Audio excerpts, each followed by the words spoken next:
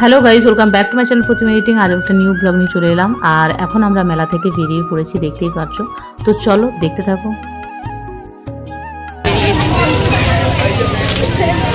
সবাই মেলা আসছে, আমরা মেলা থেকে বেরিয়ে আমাকে বই মরছিলি তো। সঠিক বলেছেন, আপনার বুদ্ধি ভালো। আমিও তো কিনবো বলছিলাম, তবে আমার ওইটা কেনার ইচ্ছা ছিল। এটা হলো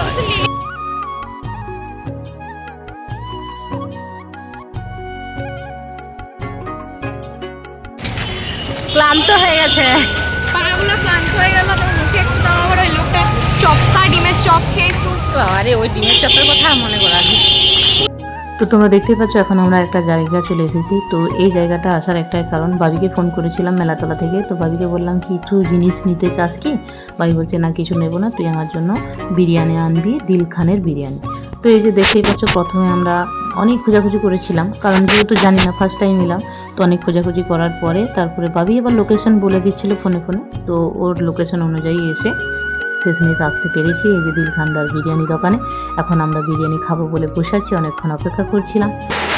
অনেকক্ষণ অপেক্ষা করার পরে এখানে রাত্রিতে আমাদের কথা হচ্ছিল। আমরা যেহেতু জলের বোতল আনিনি, জলের ব্যবস্থা এখানে আছে অবশ্যই, কিন্তু আমার যেটা প্রবলেম হয়, আমি কোনোখানে জল খেতে পারি না, দোকানের জল আমার একটু অসুবিধা লাগে। তো সেই কারণে রাত্রি এখানে জলের কথা বলছিল। আর এই যে তা করতে করতে বিরিয়ানি চলে এসেছে, দেখতে পাচ্ছ খুব সুন্দর বিরিয়ানিটা দেখতেও লাগছে, সেন্টটাও খুব সুন্দর। তো আমি বিরিয়ানি লাভার নই, প্রথমত আমি বিরিয়ানি খেতে খুব একটা ভালোই বাসি না, কিন্তু ভেবে দেখলাম যে যেহেতু এসেইছি দোকানের সামনে, তাহলে বিরিয়ানিটা খেয়ে একবার দেখাই যাক। তো সেই জন্য আমরা 1 প্লেট অর্ডার দিয়েছিলাম। 1 প্লেট অর্ডার এই কারণেই দিয়েছিলাম, রাত্রি বলছে দিদি তুই 1 প্লেট নে, আমি 1 প্লেট নিই। আমি বললাম না, 1 প্লেট খাওয়ার আমার ইচ্ছেও নেই, আর আমি 1 প্লেট খেয়ে উদ্ধার করতেও পারবো না। তো সেই কারণেই বললাম যে 1 প্লেটই নিচ্ছি, তাহলে দুজন মিলে ভাগাভাগি করে খাবো। এই যে দেখতেই পাচ্ছ এখন ভাগাভাগি করা হচ্ছে। রাত্রিকে প্রথমে আমি বললাম তুই নিজে হাতে নিয়ে নে, রাত্রি বলছে না দিদি তুই দিয়ে দে। তো এই যে দেখতে পাচ্ছ এখন ভাগাভাগি চলছে, ওকেও দিয়ে দিলাম আর ওকে দিচ্ছি। ওকে দিয়ে যত দিচ্ছি ও বলছে দিদি তুই কত দিবি আমাকে, আমি কি সব খাবো নাকি, তুই খাবি না? তো এই কথাবার্তা হতে হতে আমি ওকে দিতেই থাকি। ও বলছে তুই খা, আর ও খেয়ে দিই। কিন্তু দারুণ হয়েছে বিরিয়ানিটা, তো ওর খুব ভালো লেগেছে, যেটা আমার খুব ভালো লেগেছে যে ওর খুব ভালো লেগেছে। আমি যেহেতু বিরিয়ানি খুব একটা পছন্দ করি না, তো আমার খেয়েও কিন্তু ভালো লেগেছে আর খুবই সুন্দর বিরিয়ানিটা খেয়ে। আর ফার্স্ট টাইম খেলাম দিল খানের বিরিয়ানি, খুব ভালো। তো দেখতেই পাচ্ছ আমার বিরিয়ানি, আমি আবার ওকে মাংসগুলো দিচ্ছি। আমি তুই মাংস খাবি না, এই যে তুই মাংস নেই, আচ্ছা তুই সব আমাকে দিয়ে দিতিস, তাহলে নিজে খাবিটা কি? তো এই যে দেখতে পাচ্ছ তারপর খেতে শুরু করে দিয়েছি। এই যে ও এখন ক্যামেরা সেট করছে, তারপরে খাওয়া শুরু করব। এই যে আর সম্পূর্ণটা বাবুর জন্যই হয়েছে, কারণ বাবু আমাকে যেহেতু বিরিয়ানি আনতে বলেছিল, সেই জন্যই আমাকে এখানে আসতে হলো এবং বাবুকে বিরিয়ানি নিয়ে গিয়ে দিতে হবে। তো সেটার জন্যই তা করতে করতে রাত্রির বাড়ি থেকে ফোন চলে এসেছে। এখানে দেখতেই পাচ্ছ কথোপকথন চলছে। প্রথমে ফোনটা ধরলো না, তারপর আমি বললাম ফোনটা ধর, ফোনটা না ধরে কথা না বলে চিন্তা করবে। তো সেই জন্য আবার ফোনটা ধরবে। দেখো, আর সত্যি বিরিয়ানিটা অসাধারণ বানিয়েছে।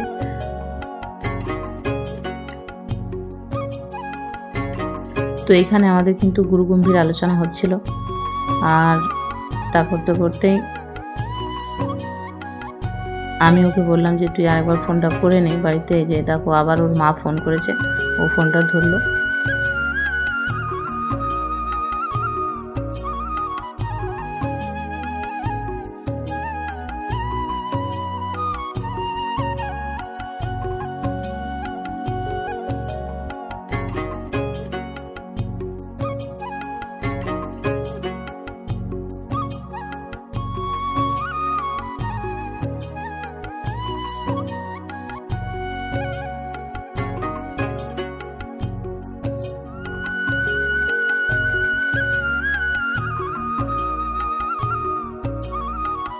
যখন খেয়ে গেলে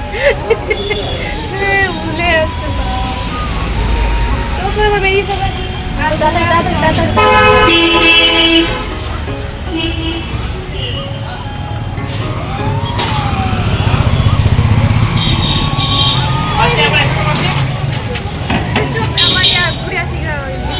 না যাবো না, এবার ভালো হবে, কেউ যাবে না, আমি কত খেলি আর যাবো না। আমরা ঘুরে গেছিল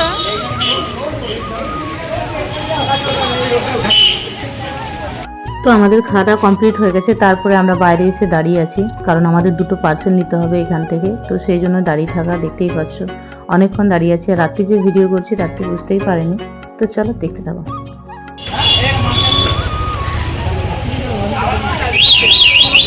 দাদা নেওয়া হয়েছে দুজন আমাদের। হুনু হুনু এত দূর নিয়ে যাবো তো কিছু কে বলবি। এক সাইডে এক সাইডে বলেন কি ডিরেক্ট নামবে ওরা খেলবে বলো। ওরা মনে হচ্ছে থালা নিয়ে রেডি আছে। হ্যাঁ জয় তো লে বালি বালি বালি স্টেশন যাবো না। আর কত ভারী জিনিস নিয়ে যাবো রে। এখানে যেটা হয়েছিল, রাস্তায় রাস্তায় আস্তে আস্তে হঠাৎ মনে পড়লো যে ওকে একটা ফোনের কাভার কিনতে হবে। তো সেই মতো কাজ, এই যে রাস্তায় দাঁড়িয়ে পড়েছে আর আমিও দাঁড়িয়ে আছি। মেলাতলা থেকে কিছু জিনিস কিনেছিলাম আর দুটো পার্সেল আছে বিরিয়ানি, সেটা তোমরা দেখলে। তো এগুলো নিয়ে দাঁড়িয়ে আছি আর খুব হাতগুলো ধরে যাচ্ছে, কারণ সবাই জানো যে সামান্য জিনিসও অনেক দূরকে যদি নিয়ে যেতে হয় সত্যি খুব কষ্ট হয়। তো তা করতে করতে এই যে যদুভট্ট মঞ্চের সামনে যেহেতু দাঁড়িয়ে আছি, তো একটু আমি কাভার করে নিলাম, দেখতেই পাচ্ছ। আর আমার খুব ভালো লাগে। আর তা করতে করতে আমরা বাসে চেপেও পড়েছি। আর একটা সুবিধা হয়েছে কি, এখানে আমরা আসার সাথে সাথেই বাস পেয়ে গেছি। এই যে এখন দেখতে পাচ্ছ বাসে দাঁড়িয়ে আছি। তো এই যে আমি যে ভিডিও করছি সেটা রাত্রি জানে না। তো চলো দেখতে থাকো।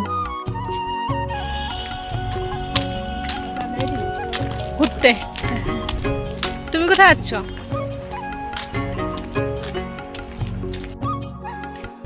তো ফ্রেন্ড এখন বাড়ি চলে এলাম। তো চলো আর ব্লগটা বেশি দূর বাড়াবো না, এখানে ব্লগটা শেষ করছি। এখন বাজে 4:30 হয়তো বাজবে, আর 4:30টার সময় বাড়ি চলে এসেছি। তো চলো আজকে টাটা।